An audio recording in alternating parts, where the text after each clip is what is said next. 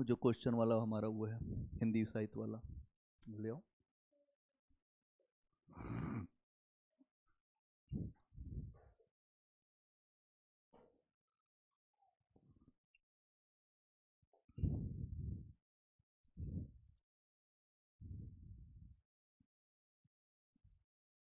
NCERT का एक आपका बेस होना चाहिए, जब भी आप पढ़ें कुछ भी एनसीईआरटी को बेस में रखेंगे। हिस्ट्री में 3 एनसीईआरटी की बुक, वो भी ओल्ड वाली, आर.एस. शर्मा, मध्यकाल की सतीश चंद्रा और मॉडर्न इंडिया की विपिन चंद्रा। ये 3 बुक ही आपको हिस्ट्री में पढ़नी है। उसके बाद हम देखेंगे स्पेक्ट्रम पढ़ना है कि नहीं पढ़ना, ये सब बात की चीज़ है। पहले कम से कम 3 बार इस पुस्तक को पढ़ना है। 3 बार, 3 टाइम्स। कितने बार? 3 बार। इससे आपका प्री मेंस का काम हो जाएगा, क्योंकि ये तीनों ही जो बड़े प्रोफेसरों की बुक है। एक आर.एस. शर्मा जो प्राचीन भारत ओल्ड वाली, दूसरी मध्यकालीन भारत सतीश चंद्रा, ये भी प्रोफेसर दिल्ली विश्वविद्यालय का आर.एस. शर्मा भी, और तीसरी विपिन चंद्रा जो है आधुनिक भारत का इतिहास। बस 3 किताब। और 3 किताब को पढ़ने का तरीका स्टोरी के आधार पे होना चाहिए। फैक्ट नहीं पढ़ना है। जो फैक्ट पढ़ना है तो लुसेंट याद कर डालना बाद में, पहले स्टोरी पढ़ लो वहां से। यूपीएससी के पेपर में लगभग फैक्चुअल क्वेश्चन आपको 15 से 20 क्वेश्चन तो इसी जो लुसेंट से मिल जाएंगे। आप पढ़ के देख लो। आखिरी समय में लुसेंट भी रिपीट करना होता है, चाहे आप स्टेट पीएससी दे रहे हैं, आईएएस दे रहे हैं। फैक्चुअल इंफॉर्मेशन तो आपको चाहिए ना, कुछ ना कुछ करंट वहां से देख लीजिए, पेपर पे पकड़ रखिए। कम से कम 15 से 20 क्वेश्चन तो आपको वहीं से मिलेंगे प्री में। सी सेट की प्रैक्टिस होनी चाहिए, काम हो जाएगा। सबसे बड़ी लड़ाई प्री की है। मेंस आसान है, मेंस आसान है।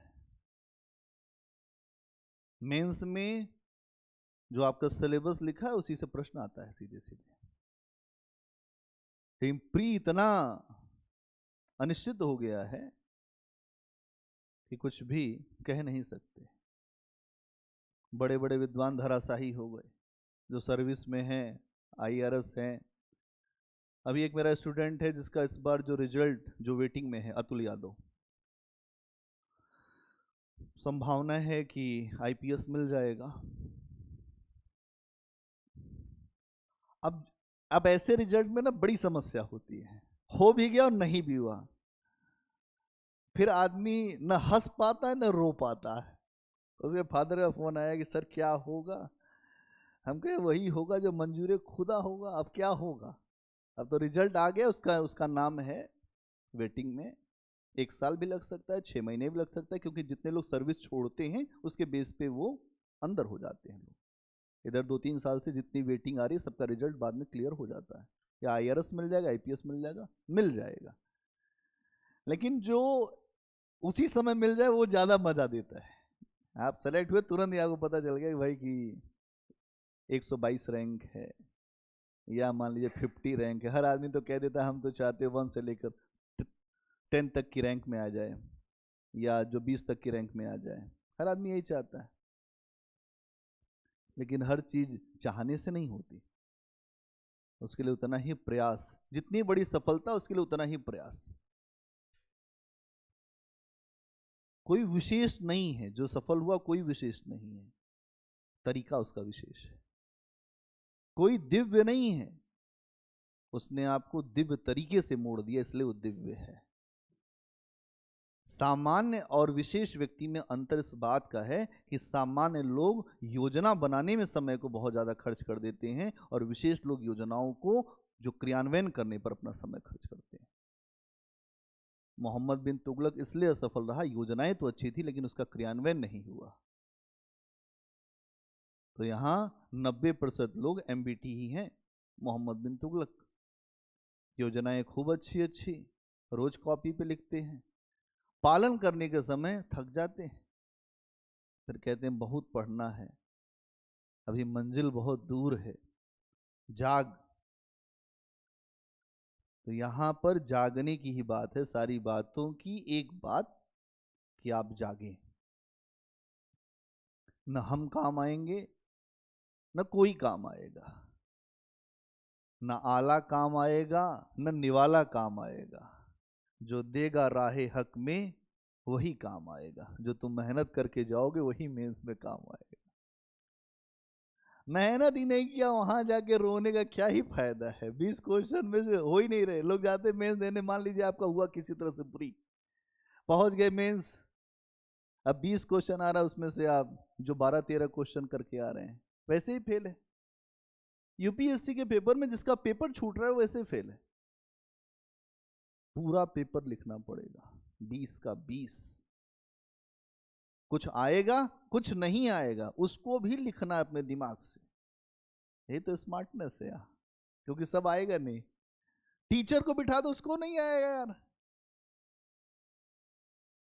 क्या बात करते हैं। टीचर बिठा दीजिए, उसे नहीं आएगा। इस बार हिस्ट्री के जो क्वेश्चन आए टीचर बैठकर सॉल्व करें, उनसे न बने। तो फिर क्या तरीका होना चाहिए, बहुत ज्यादा हिस्ट्री पे भी जोर नहीं देना, अलग अलग सेगमेंट को पकड़िए तुरंत। कुछ लोग क्या होते हैं, भावुक होते हैं, मेरी हिस्ट्री इतनी अच्छी मैं छोड़ूंगा ही नहीं, सब गलत करके आ जाएंगे। फिर ये पेपर भावनाओं का नहीं है, तरीके का है। आपको बाबर बनना पड़ेगा, योजना रणनीति, उसके बाद ही सफलता मिलेगी।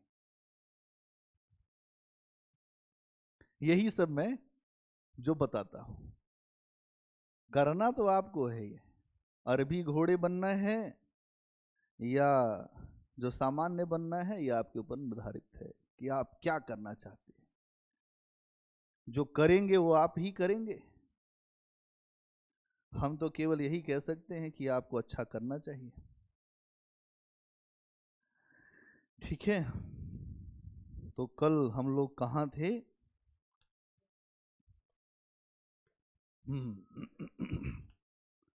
उत्तर छायावाद।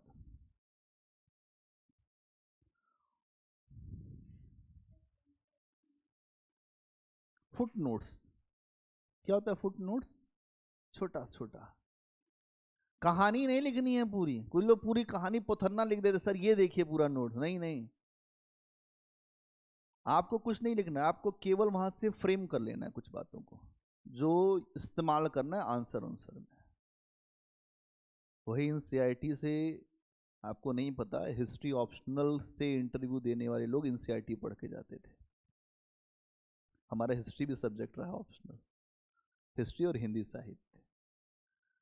तो आखिरी में उसी, क्योंकि की पॉइंट वही है ना, सारे की पॉइंट वही है। वो कोई केवल ये आपको दिख रहा है कि वो 11th क्लास की है, उसको लिखने वाला व्यक्ति प्रोफेसर है। कोई विद्वान होगा तो विद्वता तो हर जगह दिखेगी ना, छाट के नहीं लिखेगा वो एक स्तर पे लिखे। और पहले के जो बच्चे थे, जो पहले की पढ़ाई थी वो ज्यादा बैलेंस थी, बहुत अच्छी थी। आज की पढ़ाई हल्की हो गई है। पहले के जो लोग हैं ना, जो ग्रेजुएशन किए हुए हैं, आप उनसे बात नहीं कर सकते, जो बीए किए हुए हैं पहले के। आज तो हर आदमी एमए है, अंग्रेजी से एमए। और उनको पकड़ लो अंग्रेजी वालों तो भाग खड़े होते हैं गाँवों में। एक लड़की थी, हमने इसके पहले बताया, एक लड़की थी, उसने इंग्लिश से एमए किया था। हम गए गाँव, तो चूंकि हमने बुलाया उसको, तो वो समझ गई कि मामला कुछ अभी जो बिगड़ जाएगा। उसको लगा ये हिस्ट्री के, ये क्या अंग्रेजी जानेंगे। तो हमने पूछा मैकबेथ में क्या है। क्योंकि हम हॉस्टल में रहे इलाहाबाद में, तो हम इंट्रो भी लेते थे। हमारे यहाँ जो हम लोग रहते थे इंट्रो होता था, जो बच्चे आते थे, जो रैगिंग भी होती थी, लेकिन उस तरीके की नहीं होती जैसा आप समझ पाए, ठीक ठाक होती थी। एक इंफॉर्मेशन हम लोग को मिलती थी। तो जो बच्चे इंग्लिश के होते थे, जो ये बताते थे मेरा इंग्लिश ऑनर्स है या इंग्लिश लिटरेचर है, तो उनका इंट्रो उसी तरीके से होता है। तुम चलो मैकबेथ बताओ, ओथेलो बताओ, जो पढ़ के आए वो बताओ। तो जो इंट्रो भी लेता था उसको भी बहुत सारी बातें पता चल जाती थी। जो बायो का होता था उससे वो पूछ लेते थे, तो अपना भी ज्ञान बढ़ता था, उसको जो नहीं पता होता तो उसको बता देते थे, और अगर वो नहीं बता पाता था तो हाथ उसका ऊपर कर देते थे, खड़े रहो 1 घंटा। तो अगले बार जब वो आता था तो पूरा और पढ़ के आता था। पहले ऐसी पढ़ाई थी। हम लोग जो कुछ भी बोल पाते हैं, ये हॉस्टल में हम जहां रहे हैं इलाहाबाद यूनिवर्सिटी के, उस हॉस्टल की देन है। क्योंकि वहां पहली क्लास इस बात की होती है कि आपको बोलने आना चाहिए। सारी लड़ाई इंटरव्यू में बोलने की है। हम जहां भी इंटरव्यू में गए हमें नंबर हमेशा सही मिले। उसके पीछे का यही आधार, जितना आपका डिस्कशन होगा उतना ही आप अच्छा बोल पाएंगे। तो आप इस बात को समझें कि कैसे चीजों को बेहतर किया जाए। आप थोड़ा सा अध्ययन अपना बढ़ाएं। अध्ययन बढ़ाने के लिए जो टेक्स्ट है, आप अपने हिसाब से उसके नोट्स बनाएं। हर व्यक्ति का अलग अलग विजन होता है, आपके देखने का नजरिया अलग है, आपके देखने का नजरिया अलग है। फिर आपस में भी कभी डिस्कशन कर लीजिए, लेकिन डिस्कशन आगे बढ़ने वाला होना चाहिए, नुकसान देने वाला नहीं होना चाहिए। यहां पर क्या हुआ, अभी तक यहां पर बहुत सारे बच्चे आए, अभी आप देख रहे इतने लोग नहीं थे, ये पूरी क्लास भरी थी। लोग यहां अलग अलग ही उद्देश्यों से आते हैं। कोई अपने आप को ही जो महंत घोषित कर देगा, मैं ही विद्वान हूं। फिर जो सामान्य बच्चे होते हैं उनका बड़ा नुकसान हो जाता है। इसीलिए डिस्कशन हमेशा जिसका ज्ञान बराबर उसके साथ होना चाहिए। एक व्यक्ति बहुत ऊपर, एक व्यक्ति बहुत नीचे, वो फ्रस्ट्रेट हो जाएगा। ये भी खतरनाक पहलू है। इसीलिए पहले आप अध्ययन करिए। आपको कुछ भी पूछना है हमसे पूछिए। जब वो स्तर आ जाएगा, जब आप मेंस देने लगे, तब मैं बताऊंगा कि किसका किसके साथ कौन सा ग्रुप बन सकता है, कौन किसको बताएगा, कौन किससे सुनेगा। ये बात की चीज है।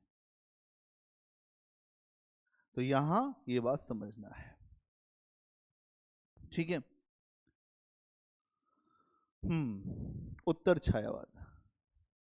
आवाज है उत्तर छायावाद।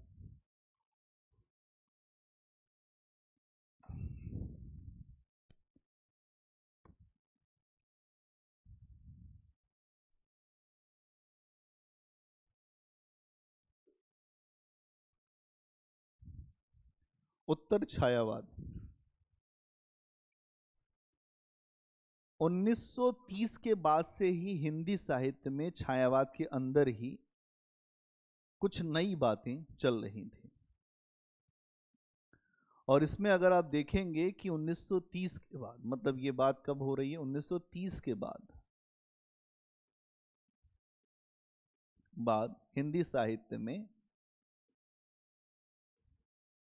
हिंदी साहित्य में समानांतर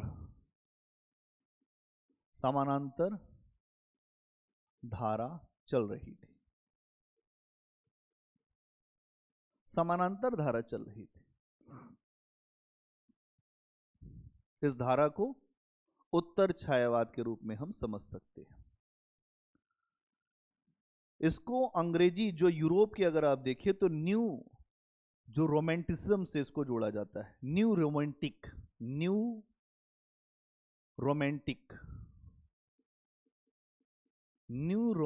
से संबंधित किया जाता है। अच्छा, एक बात समझो आप कि अगर यूरोप में कुछ नया आता है तो भारत में भी कुछ नया आता है। क्या आप समझ पा रहे हैं बात? क्योंकि अंग्रेज भारत में बैठे हुए हैं। जैसे उन्होंने कुछ नई कविता पढ़ी तो यहाँ पे जो हमारे जो लोग, उन्होंने कहा ये वाली कविता बड़ी अच्छी पढ़ी। तुमको क्या पता, नई धारा चल रही है हमारे यहाँ, न्यू रोमांटिसिज्म। इसमें कुछ और थोड़ा रोमांटिक बातें हैं। तो यहाँ के विद्वानों को भी लगा कि भाई अपने यहाँ भी कुछ किया जाए। इसीलिए भारत में इस धारा को नव स्वच्छंदतावाद भी कहा गया है ना। अगर आप देखें तो रोमांटिसिज्म को आचार्य शुक्ल ने स्वच्छंदतावाद कहा था, और इसीलिए भारत में इसे नव स्वच्छंदतावाद भी कहते हैं। नव स्वच्छंदतावाद भी कहते हैं। 9 स्वच्छंदतावाद। इसमें अगर आप देखें तो कुछ विद्वान हैं, एक तो हरिवंश राय बच्चन, भगवती चरण वर्मा। कुछ विद्वान कौन कौन से जो प्रमुख विद्वान या साहित्यकार, विद्वान आब्लिक साहित्यकार, हरिवंश राय बच्चन इंग्लिश के विद्वान थे, इलाहाबाद यूनिवर्सिटी में इंग्लिश के प्रोफेसर थे। इसीलिए मैं बड़ा प्रसन्न रहता हूँ, मैं जहाँ से पढ़ा हूँ बड़े बड़े जो दिग्गज वहाँ पे पढ़ाते थे। मैं हिस्ट्री भी ऐसे प्रोफेसरों से पढ़ा हूँ जो प्रोफेसर बहुत बड़े नाम हैं, जैसे प्रोफेसर हर्ष कुमार से पढ़ा हूँ मैं। हम लोग यही होता है, देखो अच्छी संस्थाओं से अगर आपने पढ़ लिया तो वो जो व्यक्ति है ना, उनके पास अनुभव बहुत ज़्यादा होता है। वो लोग बहुत ज़्यादा नहीं पढ़ाते हैं, वो 15-20 मिनट ही बोलेंगे, लेकिन उसी 20 मिनट में सब कुछ निकल जाएगा। कुछ लोग बहुत ज़्यादा बोलते हैं, उसके बाद भी कुछ नहीं निकल पाता। और कुछ लोग ऐसे होते हैं जो थोड़ा बोलते हैं, उसी से इतना ज़्यादा मर्म निकल आता है, जो बातें निकल आती हैं, जिससे हमारा विजन बहुत क्लियर हो जाता है। तो हरिवंश राय बच्चन, और इसमें आपको यहां पे दिखाई देंगे भगवती चरण वर्मा, भगवती चरण वर्मा, भगवती चरण वर्मा, नरेंद्र शर्मा,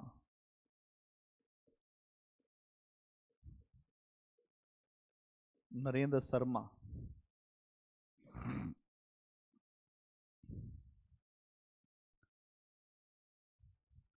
और कुछ लोग ये कहते हैं कि रामधारी सिंह दिनकर भी इसमें रखे जा सकते हैं। कुछ लोग ये भी कहते हैं कि रामधारी सिंह दिनकर को भी रख सकते हैं। रामधारी सिंह दिनकर मतलब होता है सूर्य, हैं? रामधारी सिंह दिनकर।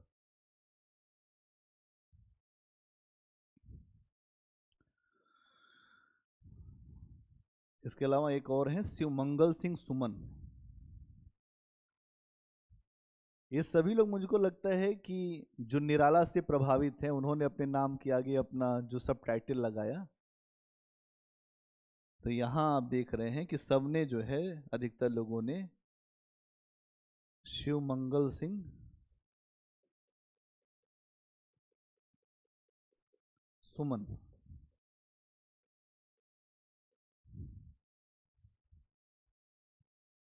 शिवमंगल सिंह सुमन।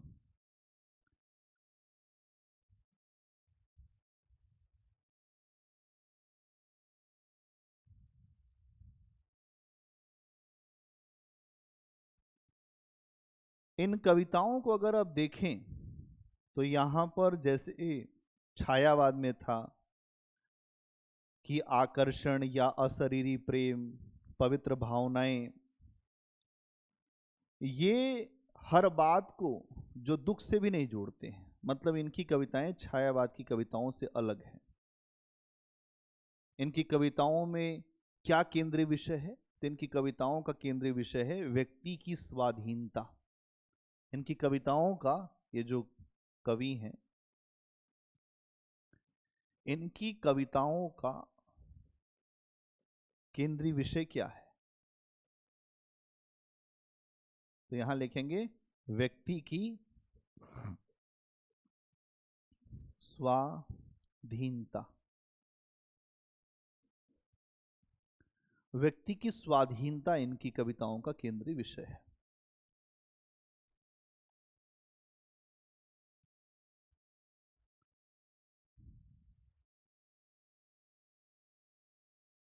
जिसमें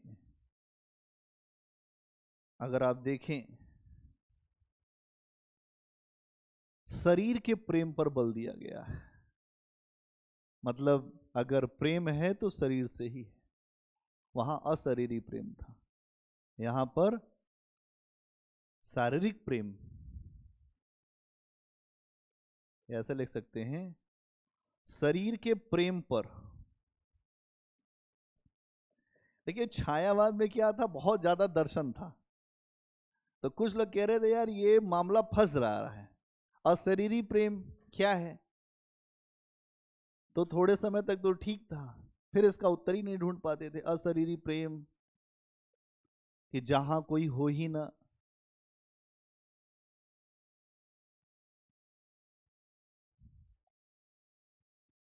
नहीं, ठीक है, क्या क्लियर? अब आ जाइए इसकी विशेषताओं पर। ये हो गया आपका ये। अगर हम बात करें इसकी विशेषताएं क्या है,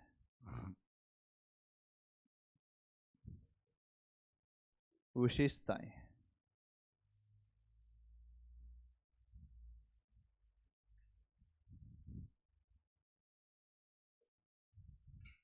उत्तर छायावाद की विशेषताएं क्या है? पहली विशेषता तो यही है कि शरीर के प्रेम पर बल, शरीरी प्रेम पर बल।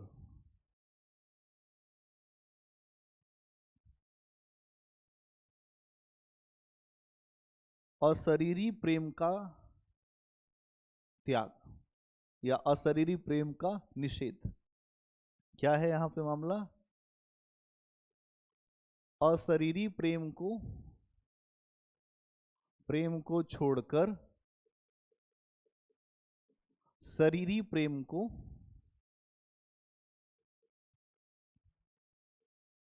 महत्व। यही बात हुई ना।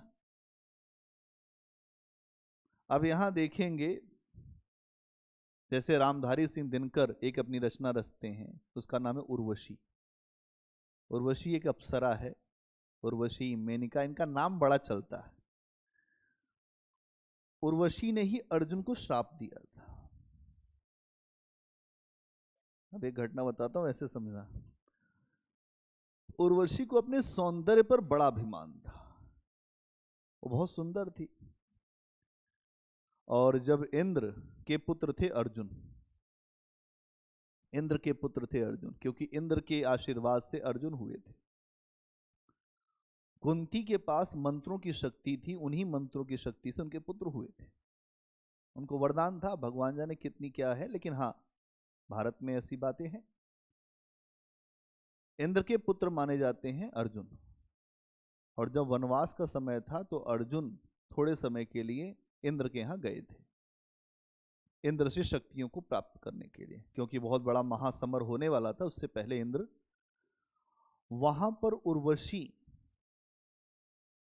जब आई तो अर्जुन ने उर्वशी को, हर वहां पे जो भी देवता था वो जो देखता ही रहता था, इतनी सुंदर थी। लेकिन अर्जुन ने नहीं देखा, उर्वशी नाराज हो गई कि सबने देखा, तुमने नहीं देखा।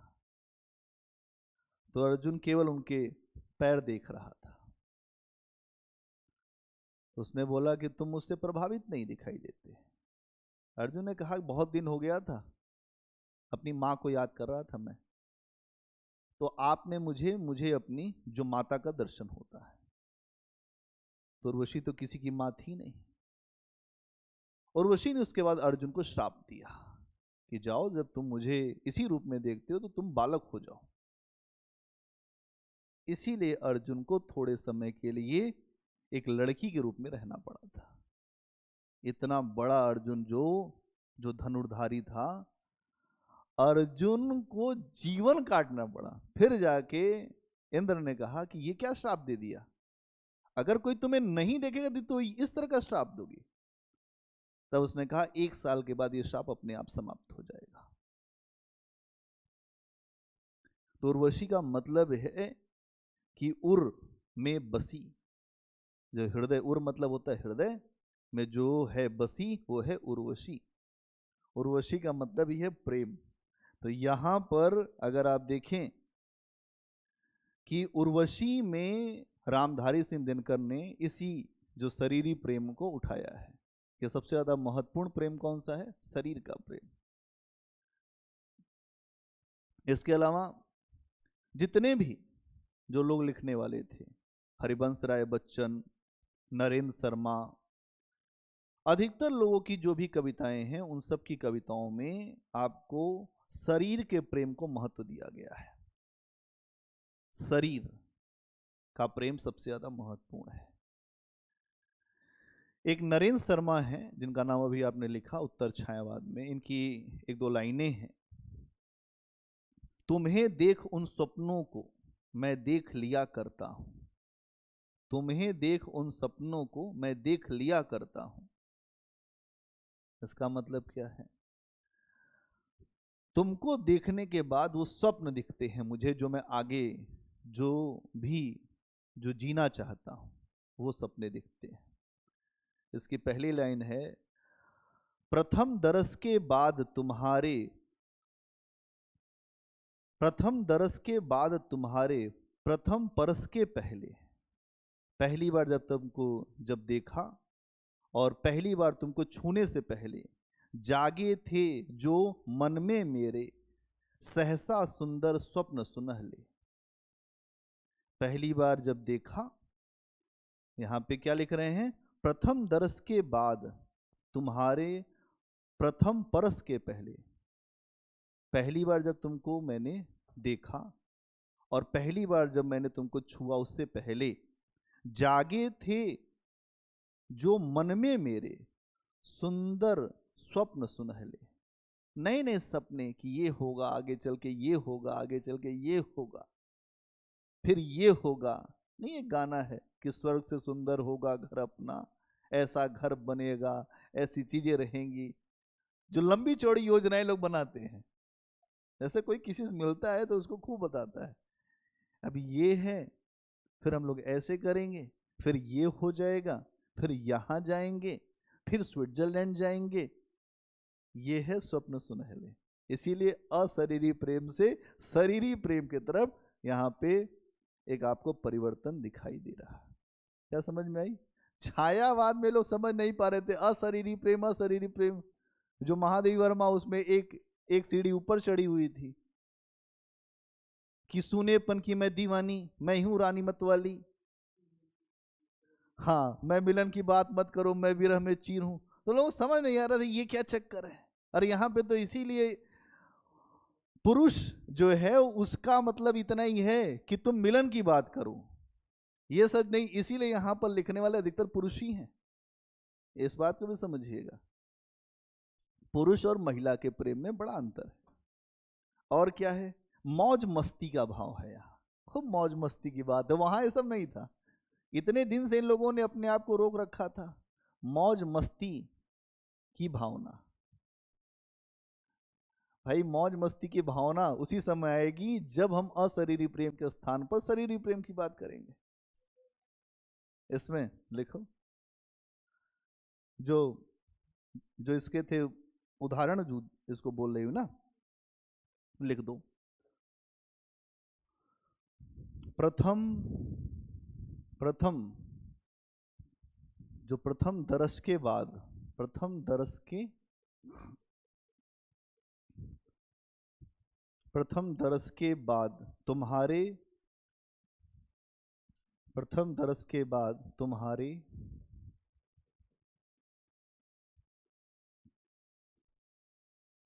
प्रथम परस से पहले, यही है ना? प्रथम दरस के बाद तुम्हारे प्रथम परस से पहले जागे थे जो मन में, जागे थे, जागे थे जो मन में, जागे थे जो मन में, सुंदर स्वप्न, फिर क्या है? जो सुनहले, सुनहरे, सुंदर स्वप्न सुनहरे। आगे, तुम्हें देख उन स्वप्नों को मैं देख लिया करता हूं। देखिए कितनी बढ़िया बात, तुम्हें देख उन स्वप्नों को, तुम्हें देख उन स्वप्नों को, तुम्हें देख उन स्वप्नों को मैं देख लिया करता हूं।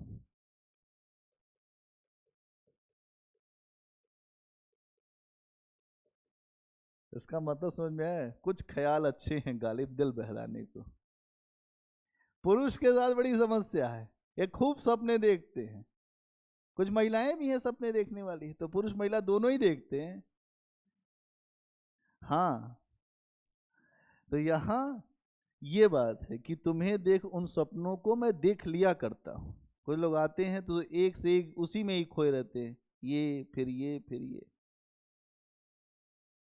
ठीक, मौज मस्ती का भाव। छायावाद में हर जगह दुख था।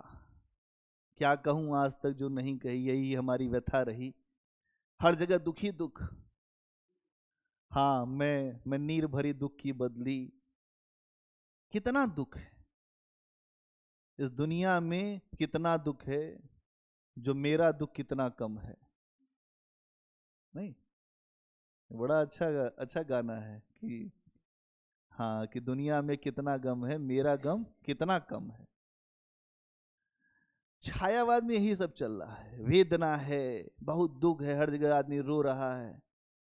यार इन्होंने कहा इतना रो लिए, अब रोने का मन नहीं है अपना यार।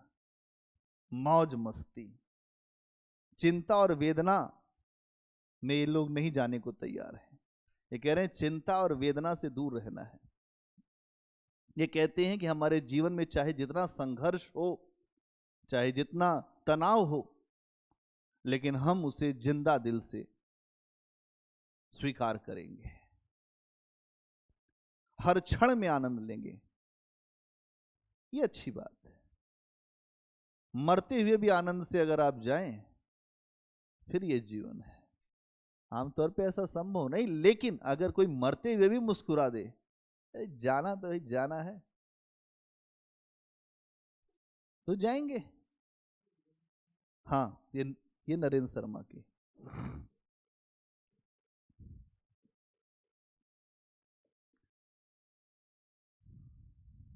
ठीक है,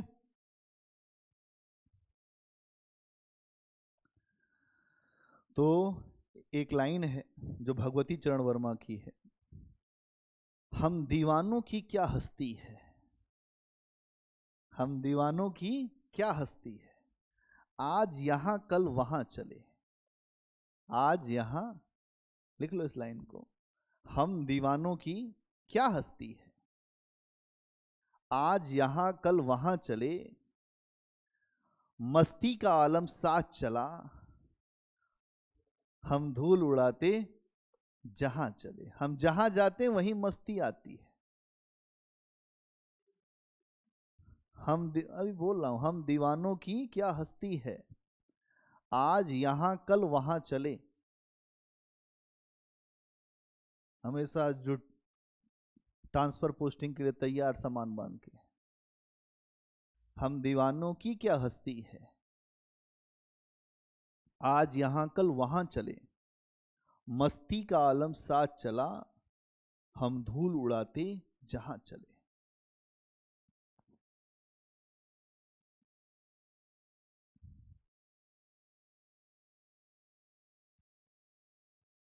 एक जगह हरिवंश राय बच्चन जी लिखते हैं, मिट्टी का तन मस्ती का मन। क्या है मिट्टी का तन? है भगवती चरण वर्मा। अगला क्या है? मिट्टी का तन। हम सबका तन कैसा है? मिट्टी का तन, मस्ती का मन। लेकिन इस मन में मस्ती ही मस्ती। मिट्टी का तन मस्ती का मन, क्षण भर जीवन मेरा परिचय। मिट्टी का तन मस्ती का मन, क्षण भर जीवन मेरा परिचय, क्षण भर जीवन मेरा परिचय।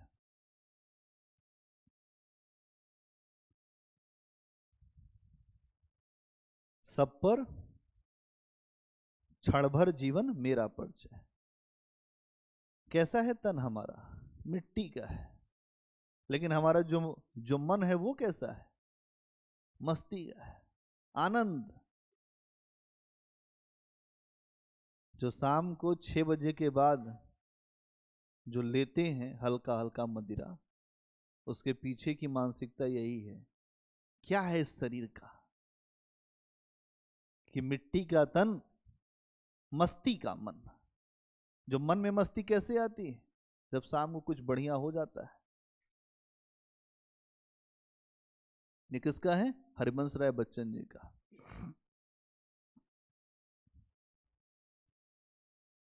एक जगह रामधारी सिंह दिनकर जी लिखते हैं, उन मौजों पर चली जा रही कश्ती कुछ दीवानों की।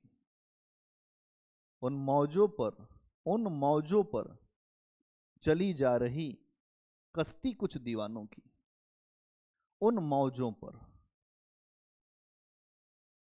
तो इसका मतलब क्या है? लहरों पर, उन मौजों पर चली जा रही कश्ती कुछ दीवानों की। उन मौजों पर चली जा रही कश्ती कुछ दीवानों की। लहरों के साथ बह रहे हैं ना। ये किसका है? रामधारी सिंह दिनकर। हाँ, वहीं पे लिख दीजिए। जो किसका है? दिनकर जी का। इससे आपको ये बात पता चला, मौज मस्ती की भावना है। क्या है?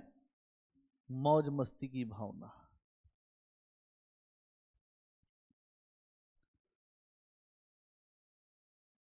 इसी समय अगर आप देखेंगे एक और बात चली, इसको हालावाद कहते हैं। इसी उत्तर छायावाद का एक नाम हालावाद। हाला मतलब क्या है? मधुशाला वाली हाला। इसका हाँ, अरे यहीं लिखो तो पहले भैया। हालावाद क्या है? एक तो मधुशाला का नाम सुना ही है आप सबने।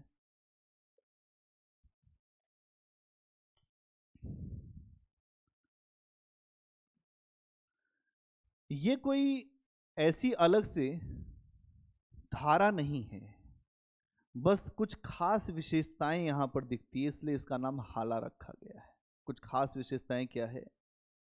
इसमें अधिकतर जो प्रतीक रखे गए हैं वो मदिरा को बनाया गया है। किसको बनाया गया है? मदिरा पीले। हर आदमी जो मदिरा पी रहा है किसी धर्म का हो, क्या ईसाई, क्या हिंदू, क्या मुसलमान, सबसे ज्यादा इसी जगह बराबरी आपको दिखाई देगी। कोई जाति व्यवस्था नहीं, सब समान है। इसको पीने के बाद हर आदमी एक जैसा, एक ही मनोस्थिति में चला जाता है।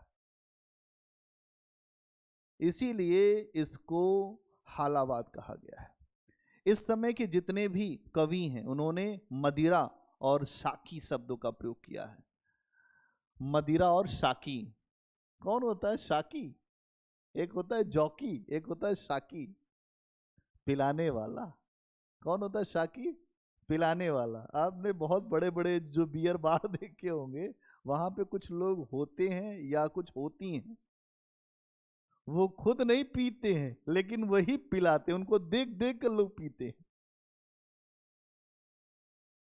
नहीं, कि उनकी सुंदरता को देख के जिसको एक पैक पीना है वो और कई पैक पी जाता है, तो उस होटल वाले का तो फायदा ही है। कौन होता है शाकी मनीष? पिलाने वाला या पिलाने वाली, आमतौर पे यही होते हैं। वो खुद नहीं पीते, अगर वो पी लेंगे तो कौन पिलाएगा? अगर आप उस बात को याद करिए, चिक है, चिराग है, चिक है, चिराग है और चिरागन की माला है, सेज है, सजा है, सुरा है और प्याला है। ये यहां का नहीं है, मैं आपको बता रहा हूं, ये है जो रीति काल का। सेज है, सजा है, सुरा है, सुराही है और प्याला है। प्याला तो पीने के बाद वैसे ही दिमाग उड़ जाता है, तो रीति काल में भी यही मानसिकता थी, पीना और डांस देखना। यहां पर मामला क्या है? उत्तर छायावाद में इसका एक नाम आया हालावाद, जहां पर मदिरा है और पिलाने वाला है, क्योंकि जब तक कोई नहीं पिलाएगा तब तक कोई पिएगा नहीं। और यहां पर आप देखेंगे इनके माध्यम से, जो जो मदिरा और शाकी के माध्यम से कई धारदार व्यंग किए गए हैं। कभी कभी जो मदिरा का नाम लेकर भी व्यंग होता है, जैसे जो भारतेंदु काल में आपको दिखाई दिया। मदवा पीले पागल जीवन बीता जाए, बिन मदवा सार कछु नाही, बात हमारी मान। इसका नहीं है, यही तो मैं जोड़ रहा हूं, ये भारतेंदु काल में यही बात आई थी। हाँ लिख दो, क्या दिक्कत है। हाँ, मदवा पीले पागल जीवन बीता जाए, बिन मदवा कछु सार नहीं, बिन मदवा कछु सार नहीं, बात हमारी मान।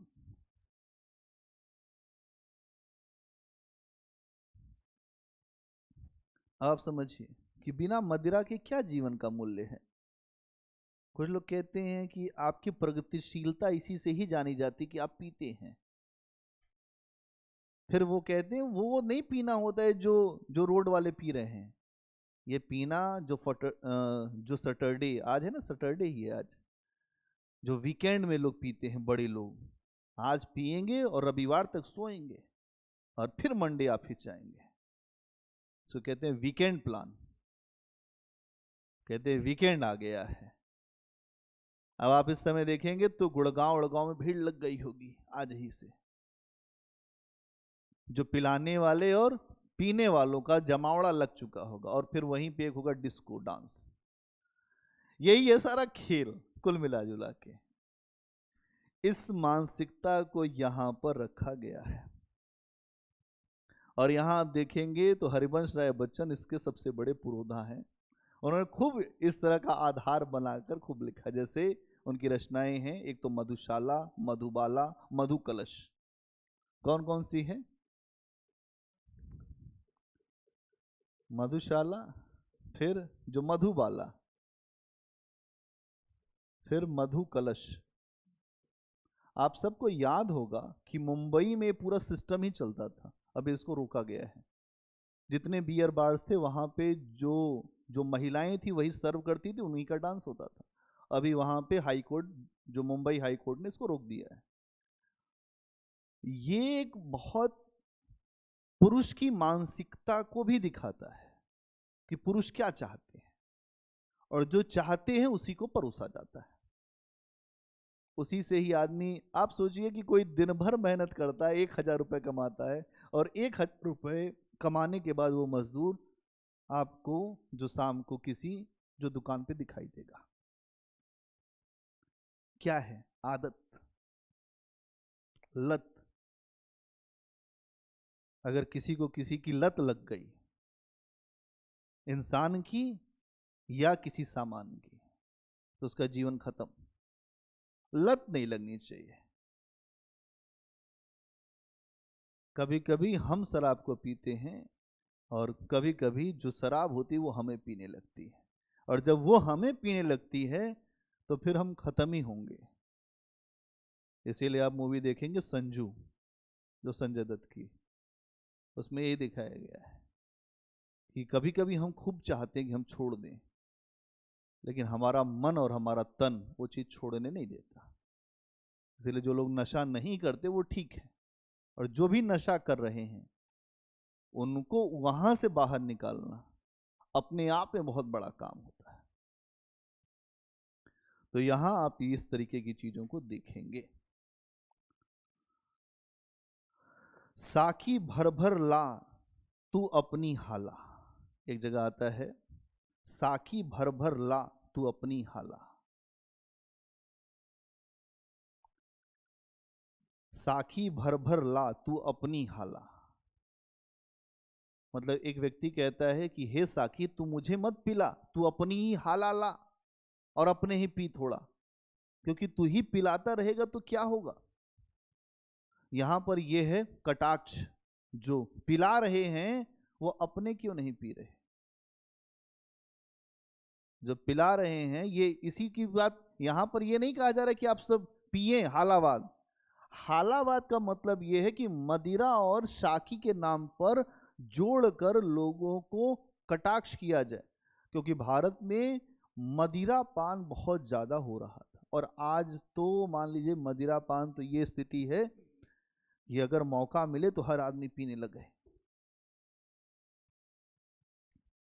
जो बहुत ज़्यादा पढ़े लिखे लोग हैं, चाहे वो लड़के हों या लड़कियां, वो मॉडर्न होने के नाम पर पीना पहली प्राथमिकता समझ रहे हैं। अगर पी नहीं रहे तो इसका मतलब आप देहाती हैं। हम मुंबई में थे तो एक ने कहा कि सर आप बहुत जगह पढ़े लेकिन ये सब चीज़ तो बहुत नॉर्मल है। कि ऐसा है कि अपनी शिक्षा अपने पास रखो, तुम पीते रहो, हम तुमको पिलाते हैं अगर तुमको ये लगता है, लेकिन हम नहीं पीते, हम हैं साकी। तुम ये मत समझना कि तुम हमें पिला दोगे। तो गुरु नानक जी का एक बड़ा अच्छा है कि सभी नशे संसार के उतर जात पर भात, नाम खुमारी नान का चढ़ी रहे दिन रात। हमने कहा हम हमेशा नशे में रहते हैं, तुम उस नशे की बात करते हो, हमेशा नशे में ही है। तब उसको समझ में आया कि यहां मामला बिगड़ जाएगा। हर आदमी जहां आप जाएंगे, हर व्यक्ति अपनी विचारधारा को थोपने का प्रयास कर रहा है। हम सही बोल रहे हैं, अभी वहां पे वो इतने हजार करोड़ के आदमी वो भी रात में ही लेते हैं, ये वाला लेते हैं। तो आपको लगेगा कि वो इतने बड़े आदमी वो लेते हैं तो मुझे भी लेना चाहिए, मैं भी बड़ा हो जाऊंगा, इसीलिए लोग ले रहे हैं।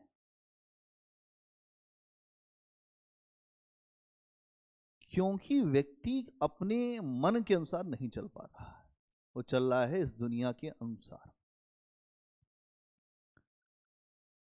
बस मत कह देना, एक जगह आता है जो भगवती चरण वर्मा का, बस मत कह देना अरे पिलाने वाले, बस मत कह देना। थोड़ा सा आप लोग लिखते भी चलें, बस मत कह देना अरे पिलाने वाले, हम नहीं विमुख हो जाने वाले। बस मत कह देना अरे पिलाने वाले, हम नहीं विमुख हो जाने वाले। देखिए इसमें कितना अच्छा गाना है, हम नहीं विमुख हो जाने वाले। विमुख, हम हटेंगे नहीं पिलाने वाले, तुम तब तक पिलाओगे। हम तब तक नहीं हटेंगे जब तक तुम पिलाने की हिम्मत रखोगे, हम तब तक पीते रहेंगे। उसमें आपने देखा होगा फिल्मों में क्या कि आज हम इतना पी के दिखाएंगे कि यहाँ की पूरी शराब खत्म हो जाएगी। ये भगवती चरण वर्मा का है। एक है गाना कि अभी जिंदा हूं तो पी लेने दो, भरी बरसात में जी लेने दो। मतलब जब तक जिंदा है तब तक पीना है। क्या समझ में आई मानसिकता क्या है यहां? बस मत कह देना अरे पिलाने वाले। कुछ लोग कहते हैं सर अब आपको नहीं मिल सकता, तो लोग कहते हैं बियर बार में क्यों नहीं मिलेगा? क्योंकि जो पीने वाले वो भी तो होते हैं ना करामाती। उसी में कोई मान लीजिए कि राज परिवार से है तो तुरंत ही पिस्टल निकाल देगा, कहे रखिए पिस्टल जल्दी पिलाते रहो। बस मत कह देना अरे पिलाने वाले, हम नहीं विमुख हो जाने वाले। हम यहां से तब तक नहीं जाएंगे जब तक खाली ना कर दें आज। ये एक बहुत बड़ा कटाक्ष है। लोग कहते हैं कि अधिकतर अधिकतर पीने वालों को कहें कि उसी में जाके डूब जाओ, जो मदिरा के अगर कुछ हो कहीं तो इतना पियो, उसके बाद फिर नहीं कोई पिएगा। अगर कोई इतना पी ले कि वो मरने लगे तो छोड़ देगा। कोई इतना पी ले जो मरने लगेगा। बड़े बड़े अधिकारी, बड़े बड़े लोगों को मैंने देखा है कि पीने के बाद उनकी क्या दुर्गति होती है। बड़े बड़े प्रोफेसरों को देखा है, क्योंकि मैं यूनिवर्सिटी में भी रहा हूं, वहां भी रहा हूं, तो मुझे सब पता है। लेकिन उतनी ही आपको सच्चाई बता सकते हैं जितने से आप समझिए। बड़े बड़े प्रोफेसर, बड़े बड़े अधिकारी, बड़े बड़े व्यापारी जब पी लेते हैं तो वो अपने में तो रहते नहीं, फिर वो अपनी बातें बताना शुरू करते हैं, मैंने ये किया, मैंने ये किया, मैंने ये किया। क्योंकि आपकी चेतना चली गई। क्यों पीते हैं लोग? तो कहते हैं मुझे पीने का शौक नहीं, पीता हूं मैं गम भुलाने को। तो कौन सा गम है भाई? कहें कि उसने बोल दिया, इसने बोल दिया, इसलिए बिना पिए रात में सो नहीं पाते। यहां ये बात है। इसके अलावा ये जगह हरिवंश राय बच्चन का, अगर उनका ना आपने कुछ लिखा तो बेकार है फिर। हरिवंश राय बच्चन का, मदिरालय जाने को घर से चलता है पीने वाला। उस समय कोई रोक नहीं सकता उसको। मदिरालय जाने को घर से चलता है पीने वाला। इतनी मदिरा आ जाएगी यहां उत्तर छायावाद में कि मदिरालय जाने को घर से चलता है पीने वाला।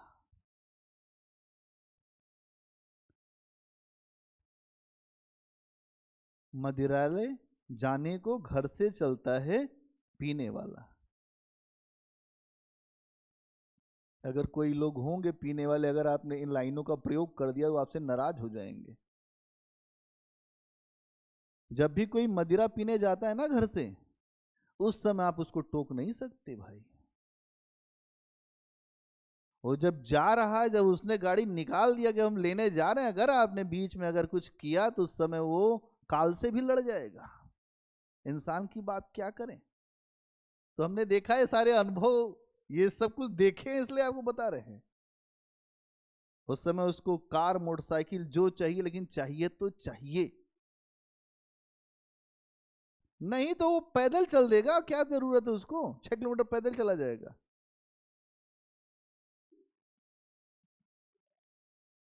अगली लाइन क्या है, किस पथ पर जाऊं, किस पथ पर जाऊं असमंजस में है वह भोला भाला। किस पथ पर जाऊं असमंजस में है वह भोला भाला।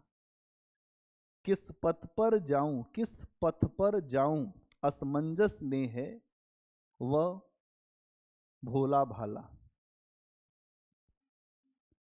हाँ, कभी कभी क्या होता है, कंफ्यूज हो जाता है, यहां थी कि वहां थी। अगर आप देखेंगे तो अधिकतर, अब तो यहाँ की शराब की दुकानों पे तो नहीं लिखा होता, लेकिन अगर आप जाएंगे जो जो ग्रामीण क्षेत्र में, तो वहां पे लिखा रहता है, आपका ध्यान किधर है, मधुशाला इधर है। तो हमने एक जगह बताया, लोग कहें आप सर पक्का आप लेते होंगे। अरे हमने कहा हम लेते नहीं, लेकिन हम ये देखते जरूर हैं। देखने में तो नहीं पैसा लगता ना।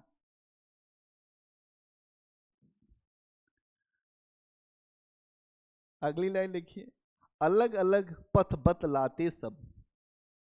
हाँ, अलग अलग पथ बतलाते सब, पर मैं ये बतलाता हूं। अलग अलग पथ बतलाते,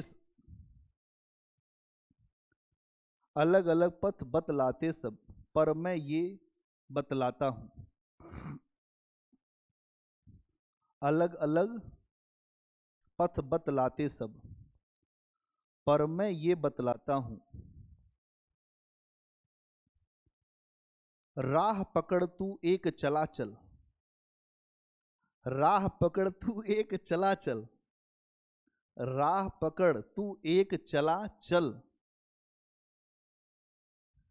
पा जाएगा मधुशाला। वाह।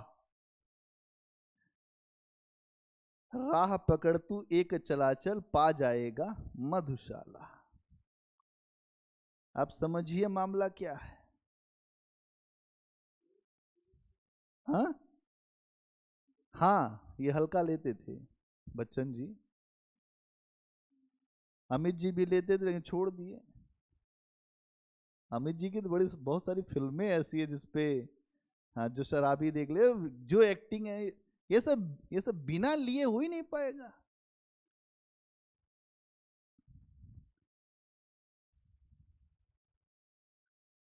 आप देखेंगे कि भारतीय सिनेमा में भी खूब जो प्रमोट किया गया शराब को, उसके बाद फिर नीचे लिखे आता है smoking and drinking injurious for life.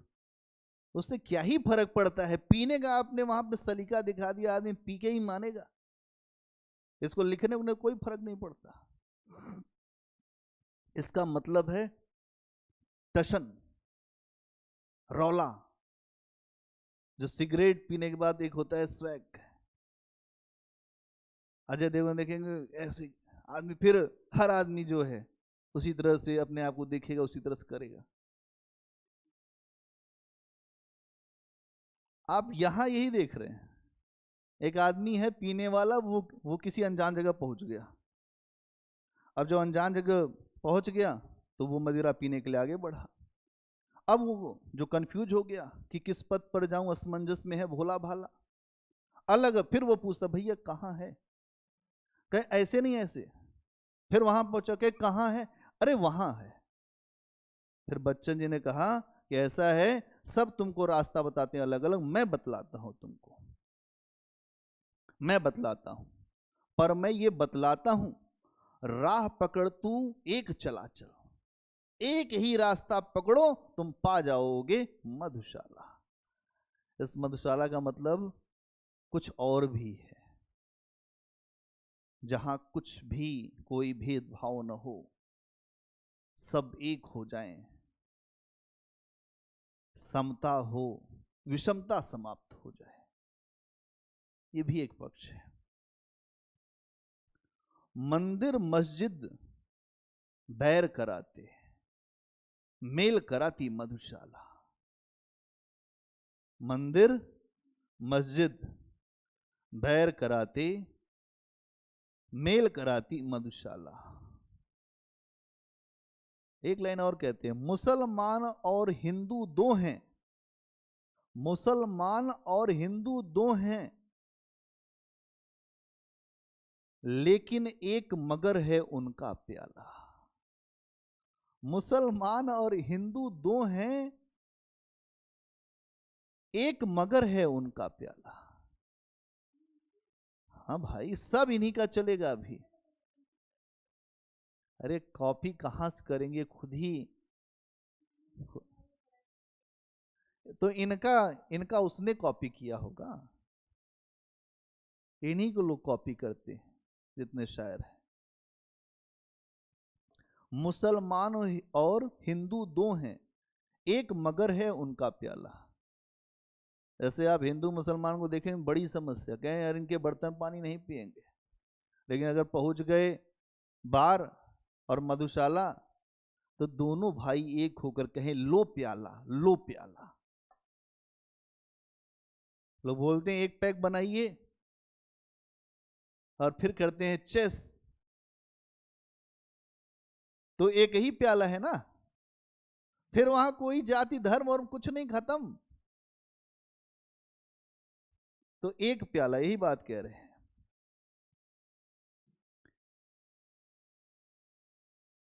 एक मगर उनका मदिरालय, एक मगर उनकी हाला, एक मगर उनका मदिरालय, एक मगर उनकी हाला। इसका मतलब क्या है, चाहे जो जितनी बात करता हो, एक मगर उनका मदिरालय, एक मगर उनकी हाला, एक मगर उनका मदिरालय, एक मगर उनकी हाला। इसका मतलब क्या है भाई, चाहे जो हो, बहुत बड़े स्तर के व्यक्ति हैं हरिवंश राय बच्चन। ये कह रहे हैं एक मगर उनका मदिरालय, ईश्वर का घर एक है। जैसे विवेकानंद जी ने कहा कि सारी नदियां जब समुद्र में जाती हैं तो एक हो जाती हैं, गॉड इज जीरो, वैसे ही मदिरालय है। जैसे मदिरालय पहुंचा सब एक, सबने अपना रंग खो दिया, न कोई केसरिया बचा, न कोई हरा, न कोई पीला, न कोई लाल, सबका रंग है एक ही लाल। लाली मेरे लाल की जिद देखूं तित लाल, लाली देखन मैं गई, मैं भी हो गई लालम लाल। यह कबीर, और यहां पे दर्शन यही है। मदिरालय तो एक प्रतीक है, मैंने आपको बताया हालावाद केवल एक प्रतीक है, एक संकेत है। क्योंकि दुनिया में जिस चीज को ज्यादा प्रयोग किया जाता है, उसके नाम पर जब कोई बात बताई जाती है सबको समझ में आती है। आप किसी शराबी को भी बिठा के बताएंगे, कहेगा सब जानता हूं मैं। क्यों? क्योंकि ये उसी की बात है। लेकिन इसमें केवल उसी की बात नहीं, और भी बात है। एक मगर उनका मदिरालय, एक मगर उनकी हाला, सब जगह एक ही पिलाने वाला है। न शाकी से गिला है, न शाकी से गिला है किसी, ये मैं अपने से बोल रहा हूं। न शाकी से गिला, इसका मतलब क्या है? किसी से कोई गिला नहीं है। जो पिलाने वाला है वो भी एक है, और जो मदिरालय है वो भी एक है। मतलब सबका ईश्वर एक है। क्या दर्शन समझ में आया इसमें क्या है? यहां एक ही मदिरालय और एक ही हाला है। दोनों रहते, अगली लाइन लिखो, दोनों रहते एक न जब तक, दोनों रहते एक न जब तक। भाई न साकी से गीला है, न साकी से गीला है, उसको वहीं छोड़ दो। अभी याद आएगा तो बताऊंगा। ये इसमें का है भी नहीं। अगली लाइन इसकी आगे लिखो, दोनों रहते एक तब तक, दोनों रहते एक न तब तक, दोनों रहते एक न तब तक मंदिर मस्जिद जाते हैं। दोनों रहते एक न तब तक मंदिर मस्जिद जाते हैं। दोनों रहते एक न तब तक मंदिर मस्जिद जाते हैं। जब तक एक नहीं है तब तक मंदिर जाते हैं और मस्जिद जाते हैं। अगली लाइन है, बैर बढ़ाते मंदिर मस्जिद। क्या बात है, बैर बढ़ाते मंदिर मस्जिद, मेल कराती मधुशाला। बैर बढ़ाते मंदिर मस्जिद, या आप ऐसे में यूज करिए, कहीं यूज करिए, सब जगह जाएगा। बैर बढ़ाते मंदिर मस्जिद, मेल कराती मधुशाला। आज जो सांप्रदायिक तनाव है देश में, उस पर आप इस लाइन को कोट करके फिर लिखिए सांप्रदायिकता पर, तो समझ में आएगा सामने वाले को मामला क्या है।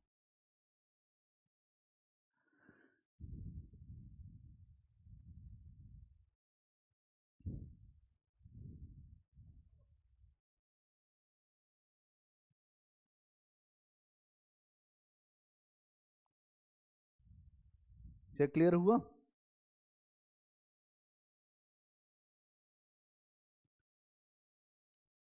इसके अलावा इस संसार के जो, ये जो संसार है, इस जीवन पर बहुत ज्यादा इनका बल है। अगला पॉइंट क्या बनाएंगे? इहलोक के जीवन की प्रमुख भूमिका।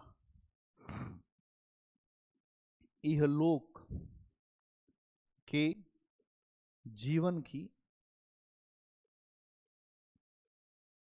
मुख्य भूमिका,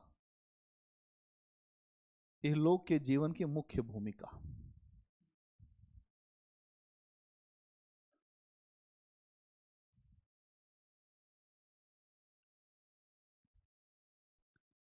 इहलोक के जीवन की मुख्य भूमिका।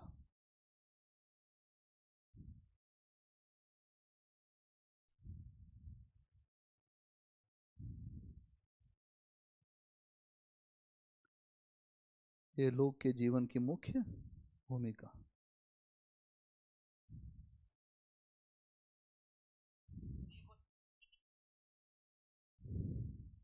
इहलोक के जीवन की मुख्य भूमिका।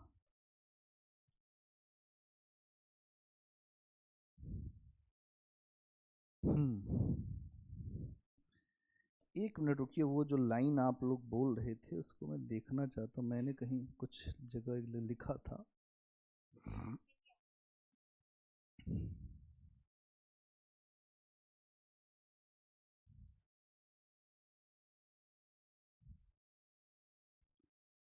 इसका मतलब क्या हुआ इहलोक का?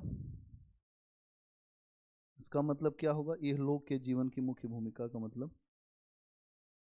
बताओ राष्ट्रीय, इहलोक का मतलब क्या होता है? हम्म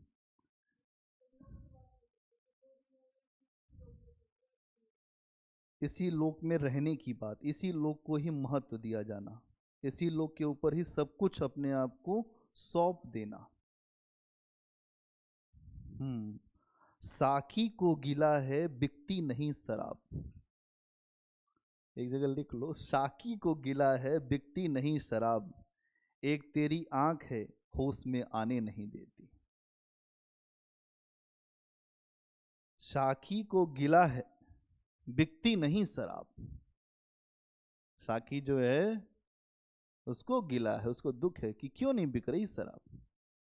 साकी को, साकी को क्या है, गिला है, बिकती नहीं शराब, एक तेरी आंख है होश में आने नहीं देती।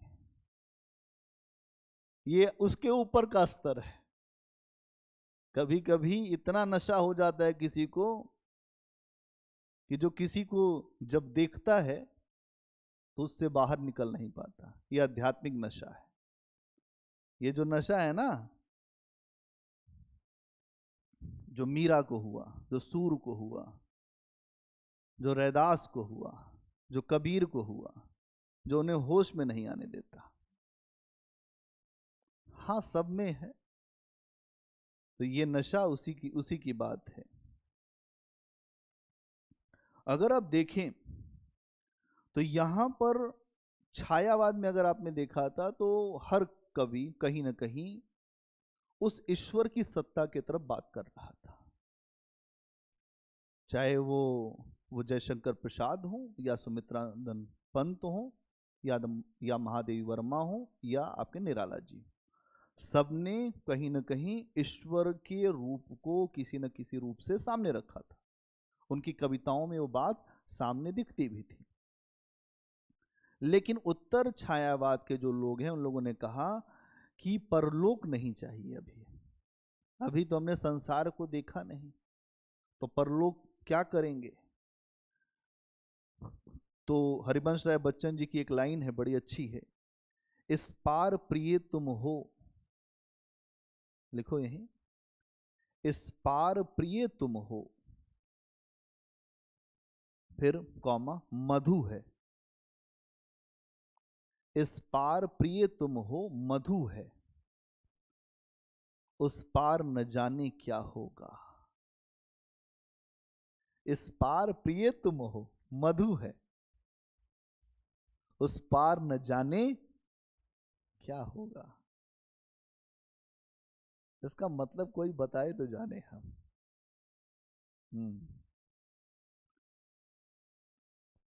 इस पार प्रिय तुम हो कौमा, फिर मधु है, उस पार न जाने क्या होगा। मरने के बाद क्या ही होगा, क्या मतलब है। अभी तो तुम हो इस दुनिया में। अरे आत्मा परमात्मा भी नहीं, इसमें कुछ है। इसमें सीधी बात है कि इस पार तुम हो, हाँ तो मधु है, शहद है। मरने के बाद ये बेसिकली चारवाक दर्शन है कि यावत जीवित सुखम जीवित ऋणम घृत्वा घृतम पीवेत। ये शरीर है, अगर ऋण लेकर घी पीना पड़े तो कोई दोष नहीं है। अभी तो तुम दिख रही हो, कल पता नहीं क्या होगा। ये दिखेगा ये दुनिया, ये न दिखे, है ना। ये बड़ा अच्छी एक लाइन है, ये आंखें न खुलती, ये आंखें न खुलती अगर रोशनी तुमसे पाई न होती। ये आंखें भाई इसीलिए तो खुली हैं कि आपने किसी को देखा, इसीलिए लोग मरते समय भी वापस आते हैं कि अभी जाना नहीं। ये है मामला। यहां संसार चाहिए, परलोक नहीं चाहिए। अभी यहां जो मधु है उसके लिए रुकना है। एक मधु महिला भी है और एक मधु का मतलब शहद भी है। तो ये दुनिया क्या है, मधु है, अच्छी है। इस दुनिया में रहना उद्देश्य है उत्तर छायावाद के लोगों का। उस दुनिया में नहीं जाना है अभी। उस दुनिया में क्या मिलेगा, उस पार न जाने क्या होगा। पता नहीं क्या होगा। कड़हा में डाले जाएंगे, कि वहां बिठाए जाएंगे, कौन जाने क्या होगा। और ये बात जो है हर धर्म में है कि मरने के बाद ही सब कुछ मिलेगा। इस्लाम में यही है कि 72 हूरे हैं जन्नत में, माहे जमजम का पानी है, धुआं उठेगा, बढ़िया पानी पीजिए, मदिरा पीजिए, काजू खाइए और डांस देखिए। यहां पे हरिवंश राय बच्चन ने कह रहे हैं ये सब कुछ नहीं चाहिए भाई, अपने को यहीं रुकना है इस दुनिया में।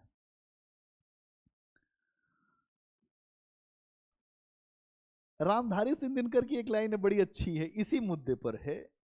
ऊपर सब कुछ शून्य शून्य है, कुछ भी नहीं गगन में। लिखो भाई, ऊपर सब कुछ शून्य शून्य है, ऊपर सब कुछ शून्य शून्य है,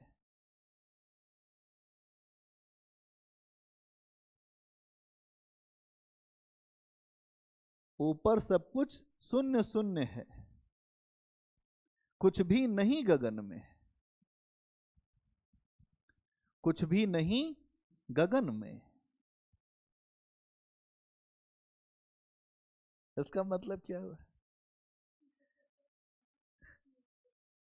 यहाँ लोग क्या कहते हैं, मरने के बाद ही वहीं जाओगे, तारा बन जाओगे। वो वहां चले गए।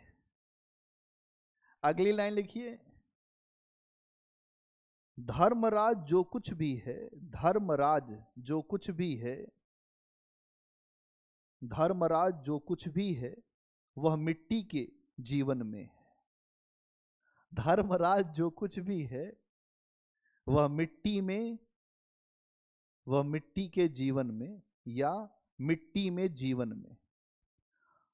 धर्मराज जो कुछ भी है वह मिट्टी में जीवन में, वह मिट्टी में जीवन में। तो रामधारी सिंह दिनकर कहते हैं ऊपर कुछ नहीं है भाई, ऊपर सब शून्य है और कुछ भी जो गगन में भी नहीं है। फिर समझाते हैं धर्मराज युधिष्ठिर को, कहते हैं जो कुछ भी है इसी मिट्टी के जीवन में है।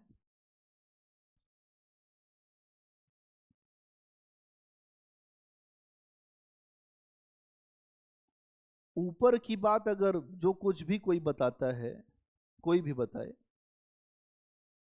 तो जिसने जो देखा हो तब तो बताए, और जब ना देखा हो तो क्या बता पाएगा? जिसने नहीं देखा होगा क्या वो इसके बारे में एक्सप्लेन कर पाएगा? नहीं कर पाएगा। यहां इसी बात को कह रहे हैं। कबीर साहब कहते हैं मरे मुक्ति गुरु कहे स्वार्थी। मरने के बाद मुक्ति होती, मरे मुक्ति गुरु कहे स्वार्थी, झूठा दे विश्वासा। मरे मुक्ति गुरु कहे स्वार्थी, झूठा दे विश्वासा, अवधू जीवत में कर आशा। अब आप देखिए कबीर कितने महान है, उत्तर छायावाद से भी जुड़ जाएंगे। मरे मुक्ति गुरु कहे स्वार्थी, मरे मुक्ति गुरु कहे स्वार्थी, झूठा दे विश्वासा, झूठा दे विश्वासा, अवधू जीवत में कर आशा।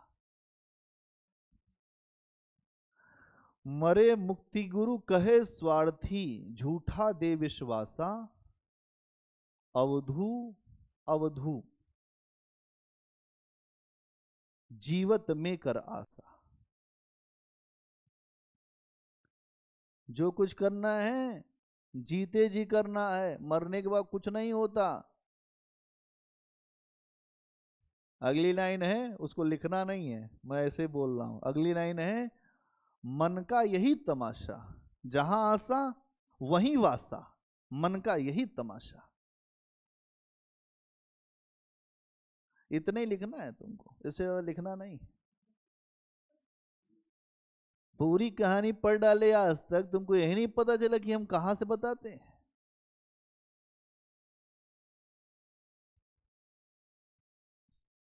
मन का यही तमाशा, मरने के बाद कोई मुक्ति कह रहा है, इसका मतलब वो झूठ बोल रहा है, उसको कुछ नहीं पता है, क्योंकि ऊपर सब शून्य है और कुछ भी नहीं गगन में। मुक्ति होगी बुद्ध की तरह से यहीं जीते जी, महावीर की तरह से जीते जी, मीरा की तरह से जीते जी। मरने के बाद कोई मुक्ति नहीं, जीते जी ही भगवान हो जाते हैं लोग। और फिर वो जब बोलते हैं तो अपने आप समझ में आता है कि हाँ, मुक्ति क्या है। मुक्ति का मतलब है इच्छा। इच्छा काया इच्छा माया इच्छा जग उपजाया। इच्छा काया इच्छा माया इच्छा जग उपजाया। कहे कबीर जो इच्छा विवर्जित, उसका पार न पाया। इच्छा ही काया है, इच्छा ही माया है। कहे कबीर जो इच्छा विवर्जित, जिसने इच्छाओं को छोड़ दिया, उसका पार न पाया। वही शहंशाह है, वही बादशाह है। क्योंकि इस दुनिया में हर व्यक्ति अपनी इच्छाओं के अधीन है। जिसकी इच्छा नहीं है वही महान है, वही ईश्वर है। तो यहां इस तरीके से भी हमें देखना है।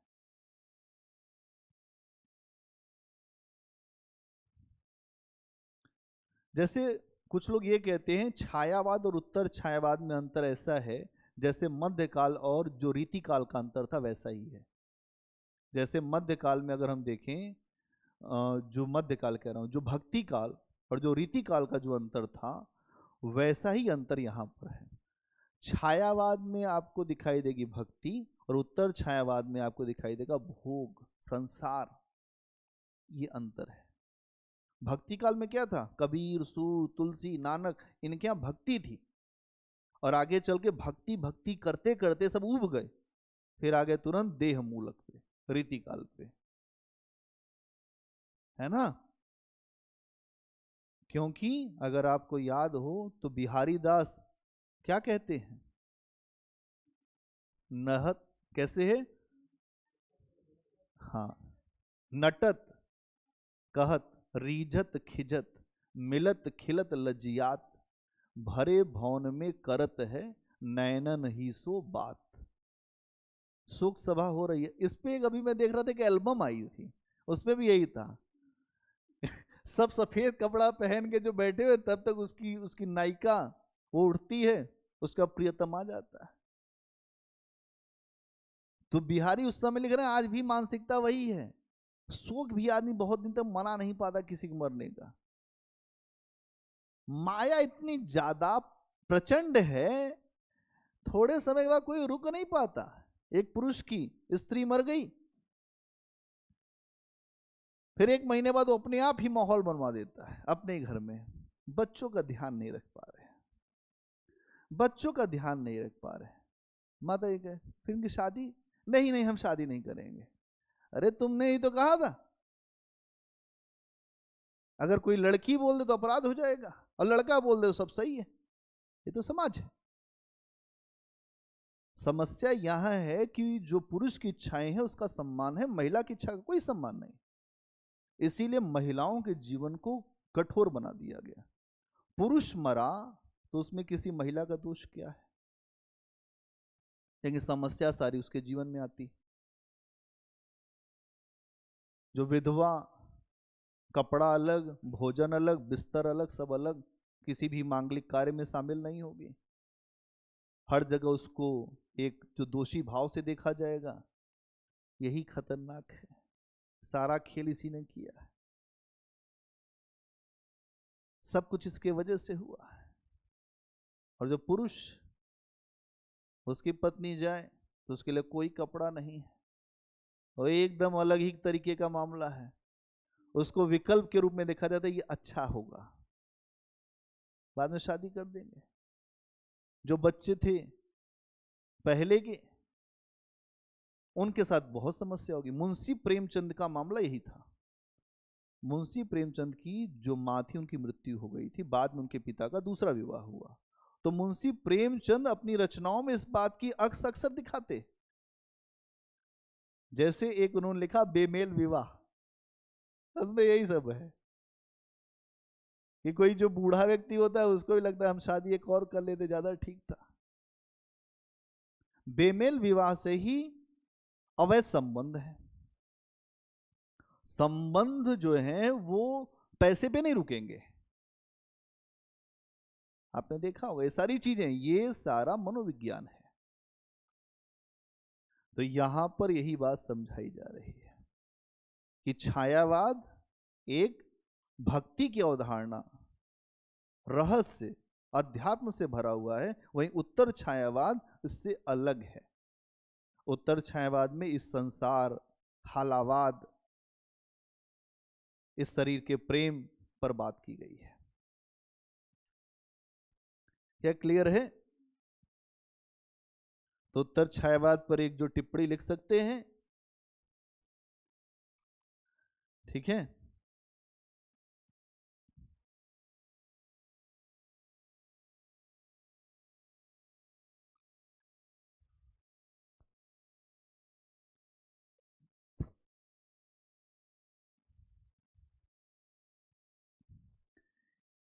आप देखेंगे यहां के जो लोग हैं ना,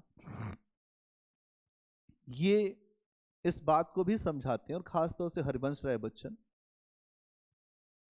कहते हैं कि चाहे जितनी कठिनाई हो, चाहे जितना अंधेरा घना हो, हमें आशा का दामन कभी नहीं छोड़ना चाहिए। क्योंकि अंधेरा है ये माना, लेकिन उजाला नहीं होगा ये हो नहीं सकता। लेकिन अंधेरे को झेलना भी एक बहुत बड़ी कला है। कुछ लोग अंधेरे को झेल ही नहीं पाते। आत्महत्याएं क्यों हो रही हैं? लोग क्यों मार दे रहे हैं अपने आप को? झेला नहीं जाता है। यह भी मनोविज्ञान है। झेल पाना भी एक साहस का काम है, झेलना। बहुत सारे विद्यार्थी आपको कोटा में दिखाई देंगे, आत्महत्या कर लेते हैं। छोटे छोटे बच्चे, इंटरमीडिएट के एग्जाम को देने वाले, वो बच्चे जिनके पास पूरा भविष्य, फ्यूचर है। ये नहीं तो और कुछ होगा, वो भी नहीं होगा तो कुछ और होगा, लेकिन जो होगा वो अच्छा होगा। आईएएस नहीं बने, हो सकता है कि आप एमपी बन जाएंगे, हो सकता है आप मंत्री बन जाएं, हो सकता है आप राज्यपाल बन जाएं, और भी कुछ हो सकता है। हमसे एक बार जब मैं तैयारी कर रहा था, एक टीचर ने पूछा आप क्या बनना चाहते हैं? हम कहे सर आईएएस बन जाऊंगा तो ठीक, नहीं तो आगे चल के कुछ बहुत बड़ा करूंगा। तो हंसे वो बहुत। आज बहुत बड़े टीचर हैं, अब तो बहुत बुजुर्ग हो गए। हंसे कि हाँ यार ये ठीक कह रहे हो। उनके सर हो जाएंगे तो अच्छी बात है, और नहीं हुए तब भी कुछ ऐसा करेंगे जिससे अपने को संतोष हो और बेहतर करेंगे। जीवन का नाम यही है आशा।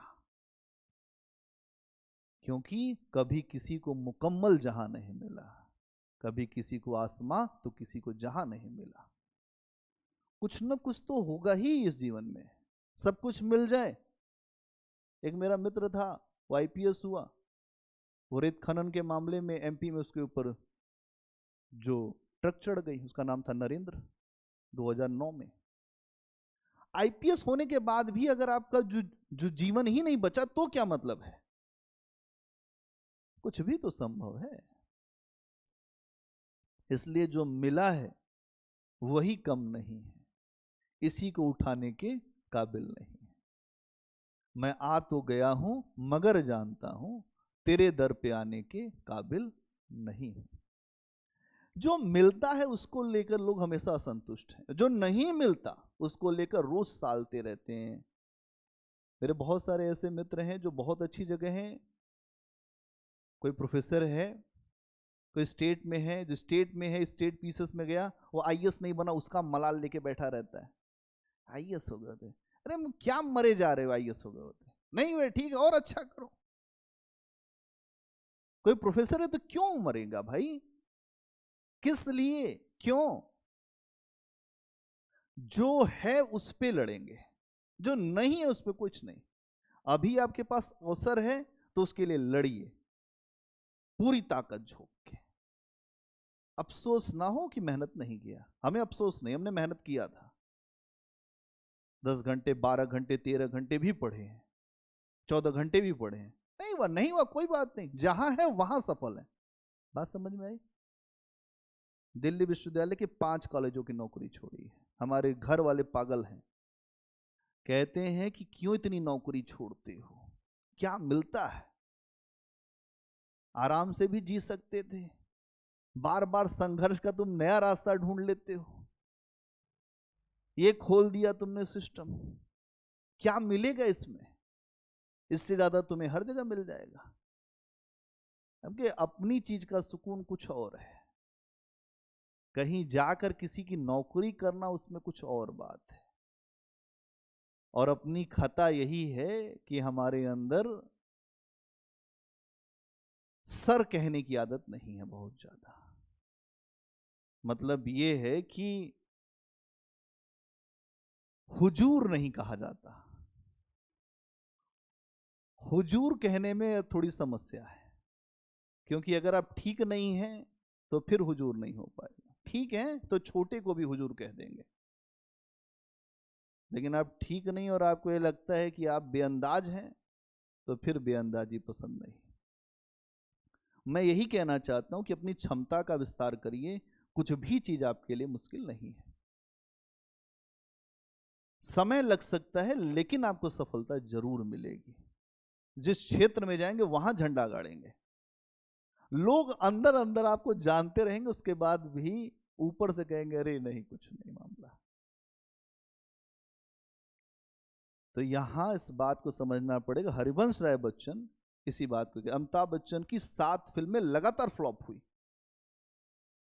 कैरियर खत्म होने वाला था, वापस आ रहे थे इलाहाबाद। जब मेरा आईएएस का आखिरी अटेम्प्ट था तो 2011, तो मुझे यह समझ में आया कि अब क्या किया जाएगा। एक विकल्प था कि शिक्षण की तरफ जाएं, लेकिन पढ़ाने का मन नहीं था। लेकिन हमारे यहाँ परिवार में सभी लोगों का बैकग्राउंड, जो माता पिता तो जो पुलिस में, लेकिन बड़े फादर जो मेरे हरियाणा में प्रोफेसर थे, उन्होंने कहा कि तुम पढ़ाने के बारे में सोचो, क्योंकि मुझे पढ़ाना नहीं है कि स्टेट पीएससी के स्टेट पीएससी में भी नहीं जाना है, देखते हैं क्या किया जाए। फिर दबाव बना तो हरियाणा में जो government degree college sector 14 Gurgaon में एक वैकेंसी आई हिस्ट्री के जो लेक्चरर की। वहां इंटरव्यू में गए तो ऐसा प्रश्न पूछ दिया, अदर स्टेट का मामला और हम उत्तर प्रदेश के। अकबर और अशोक में महान कौन है? ऐसे प्रश्नों में अगर आप एक व्यक्ति को महान जहां बोलेंगे वहीं आपको बाहर हो जाएंगे। उस प्रश्न का जवाब मैंने ठीक दिया। मैंने कहा दोनों ही महान है अपने अपने कालखंड में, और 25 साल मेरी एज रही होगी उस समय, 25 साल कुछ महीने। एक सीट थी, एक सीट हो गया। वहां पर जब हुआ तो हम बिल्कुल नए नए उस कॉलेज में था, कॉलेज लड़कियों का, गवर्नमेंट कॉलेज सेक्टर 14 लड़कियों कॉलेज। आमतौर पे जो लड़के प्रोफेसर नहीं थे वहां पे, मतलब जेंट्स बहुत कम, इक्का दुक्का कोई। आरोप प्रत्यारोप लगने का बड़ा खतरा था, एज हमारी बहुत कम, एमए तक के बच्चों को पढ़ाना था। अब समझिए बात को। लेकिन वहां भी गए तो माहौल बन गया, कोई पढ़ाता नहीं था। गवर्नमेंट के इंस्टीट्यूट में कौन पढ़ाएगा भाई, पैसा आराम से मिलता है सबको। जो प्रोफेसर आती थी ऑडी से, बीएमडब्ल्यू, हरियाणा में पैसा है, किले हैं, पैसा सबके पास, क्या पढ़ाते हैं सिंह साहब, आप तो इतना, आपको पढ़ाने की क्या जरूरत है। मैंने कहा मैडम अभी तो हम खुद ही ये सोचते हैं कि हमने क्या पढ़ा, लेकिन इन बच्चों को तो जरूर पढ़ाया जाएगा। तो जिनका हिस्ट्री नहीं था तो उस जगह से भी बच्चे आने लगे, जो बीकॉम कर रहे थे वो भी हिस्ट्री पढ़ने लगे आनंद के लिए।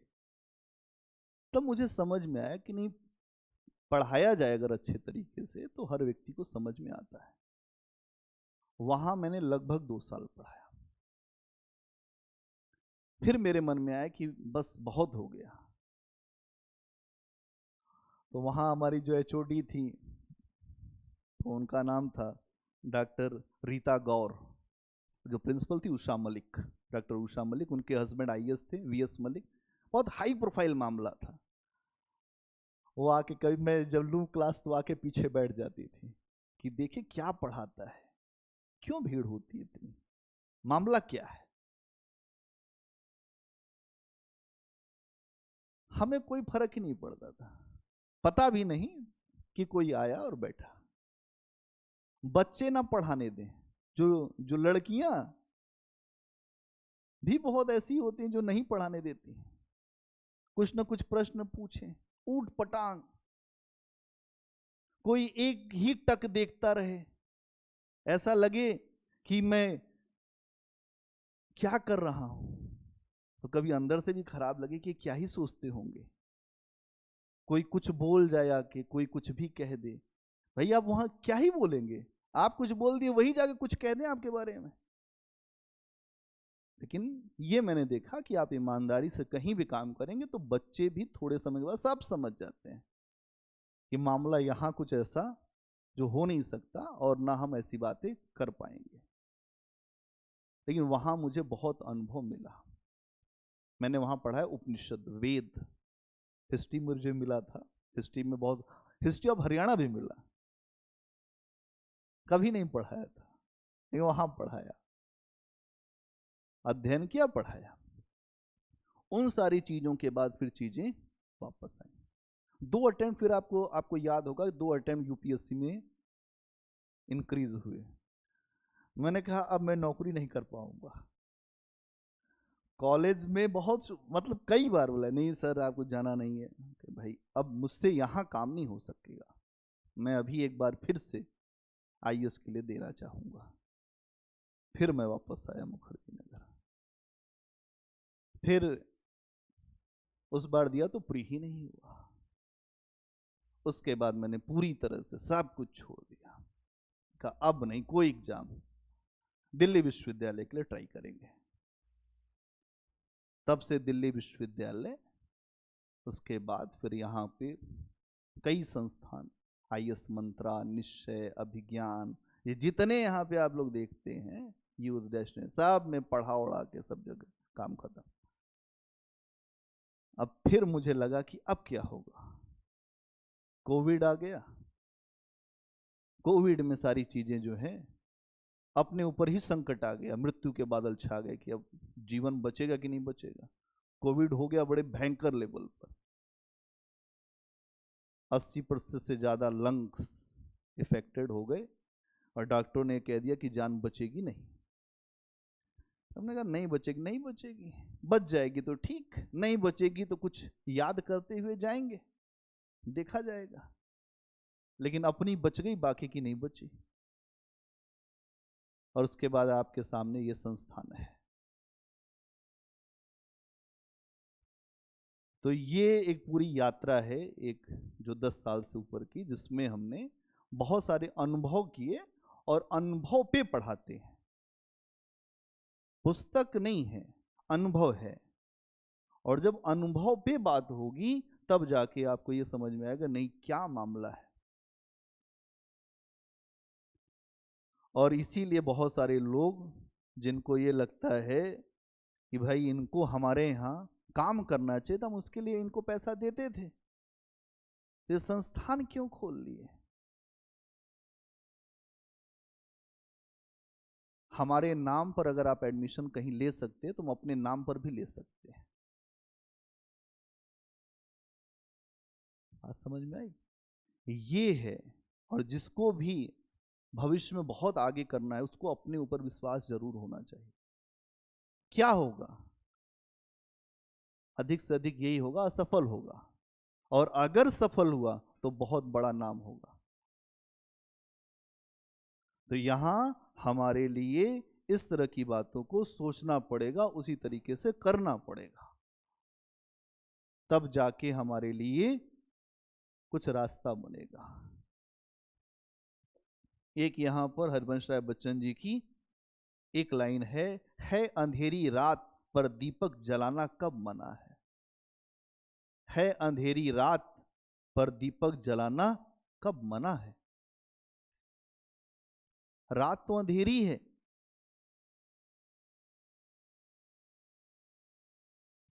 लेकिन आशा का दीपक छोड़ना या आशा का दीपक अपने भीतर न रखना ये कब मना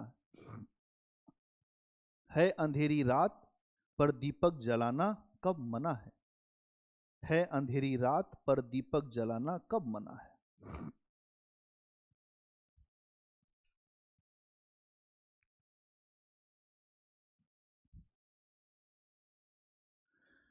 ठीक है,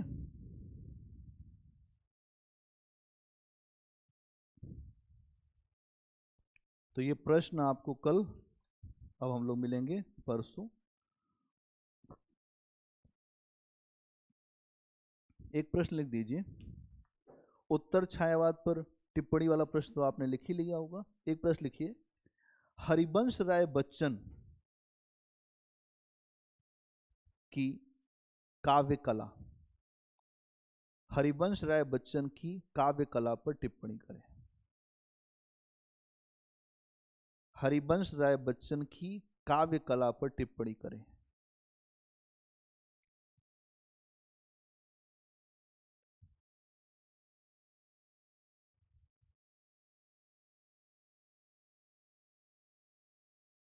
थोड़ा सा सुन लो इनके बारे में, हरिवंश राय बच्चन कौन है, क्या है, थोड़ा मामला समझ लो।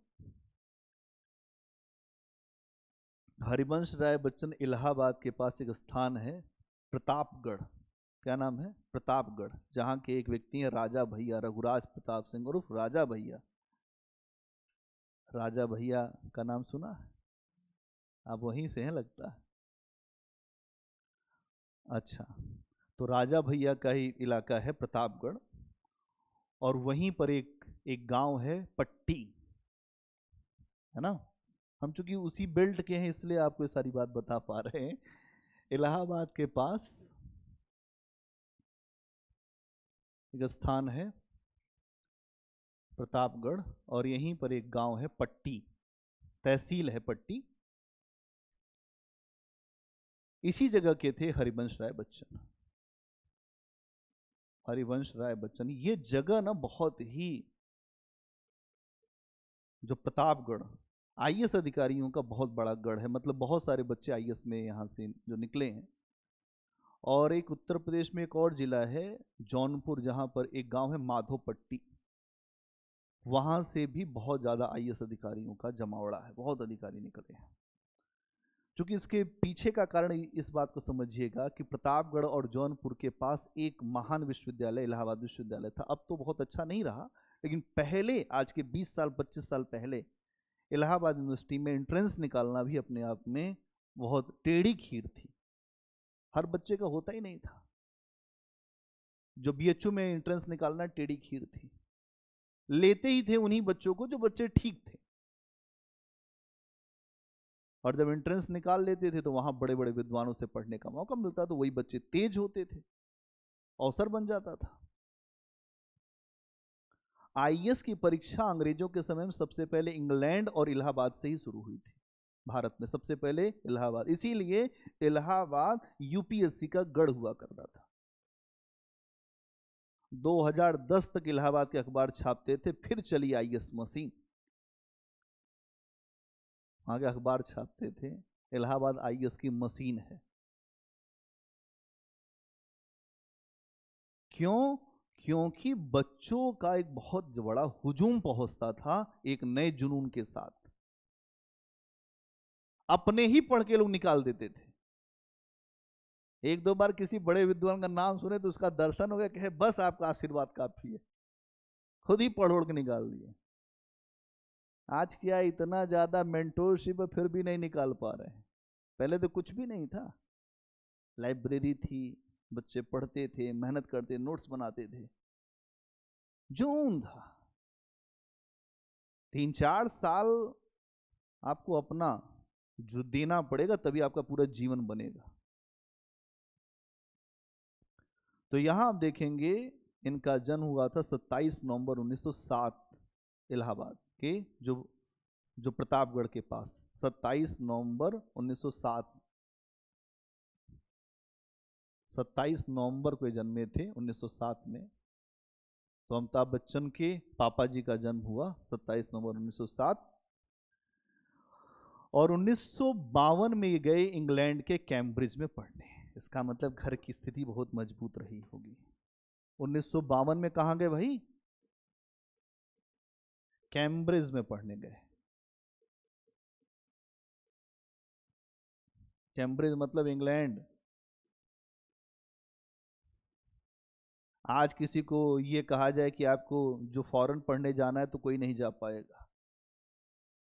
आज किसी से कहा जाए कि हमें इंग्लैंड पढ़ने जाना है तो घर वाले भेज नहीं पाएंगे पूरी संपत्ति लगा के भी। उस समय हरिवंश राय बच्चन इंग्लैंड पढ़ने गए थे। इंग्लैंड पढ़ने का मतलब है पंडित नेहरू, जवाहरलाल नेहरू इंग्लैंड पढ़े थे। इंग्लैंड कैम्ब्रिज में पढ़ते लोग, बढ़िया माहौल।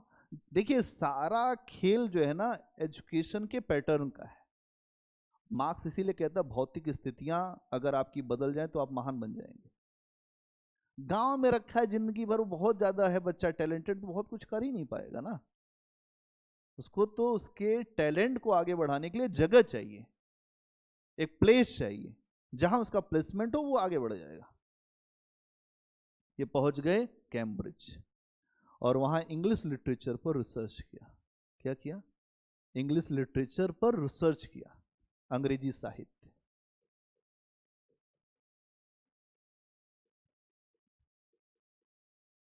पर शोध।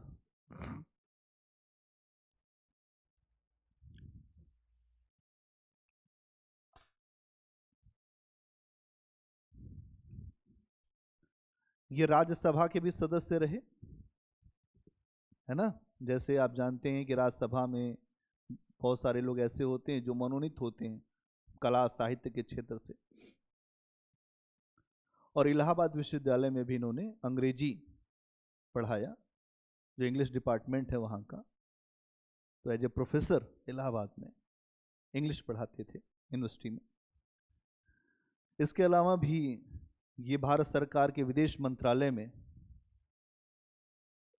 इनका जुड़ाव रहा और पंडित जवाहरलाल नेहरू के अनन्य मित्रों में से एक थे। ये भारत के प्रधानमंत्री से सीधे मिलते थे, इसी से इनके कद का अंदाजा आपको लगना चाहिए ये किस कद के व्यक्ति थे। क्यों ऐसा था, इसके पीछे का भी कारण समझिए कि पंडित नेहरू, जवाहरलाल नेहरू भी कैम्ब्रिज में ही पढ़े थे, एज ए यूनिवर्सिटी बैचमेट थे। मतलब एक ही जगह के एक साथ पढ़े हुए लोग थे, एलुमनाई थे ना वहाँ के। तो वे कैम्ब्रिज से पढ़े, ये भी कैम्ब्रिज। दोस्ती हो जाती है ना बड़े लोगों की। चलो पूछते हैं कि कहाँ से। हमारे भी हॉस्टल का ग्रुप बना हुआ है यहाँ पे, जो भी दिल्ली में है एनसीआर में। एक उनकी मीट होती रहती है कभी कभी। तो वैसे ही आप देखेंगे कि इनका ये सारा रहा। तो रचनाएं इनकी आपके सामने है ही है, आप जानते ही हैं कि मधुशाला, मधुकलश, हम मधुमाला, सूत की माला, बहुत सारे हैं। सूत की माला एक है इनकी रचना जिसका नाम है मिलन यामिनी। मिलन यामिनी, मिलन यामिनी। एक इनकी रचना है एकांत संगीत। एक इनकी रचना है निशा निमंत्रण। एक इनकी रचना है निशा निमंत्रण।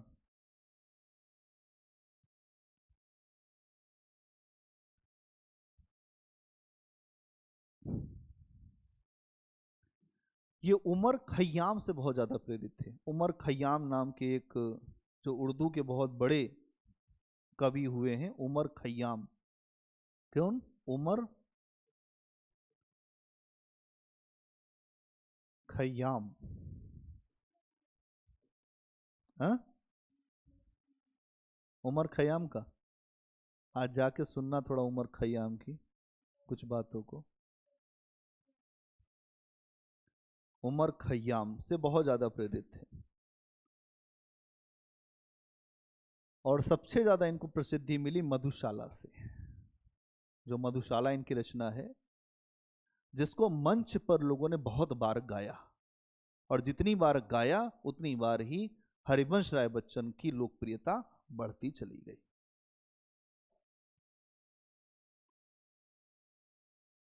क्योंकि यहां जो मदिरा है उसको प्रेम का प्रतीक माना गया है। किसका प्रतीक? प्रेम का, एकता का, धार्मिक सौहार्द का, सबका प्रतीक है मधुशाला।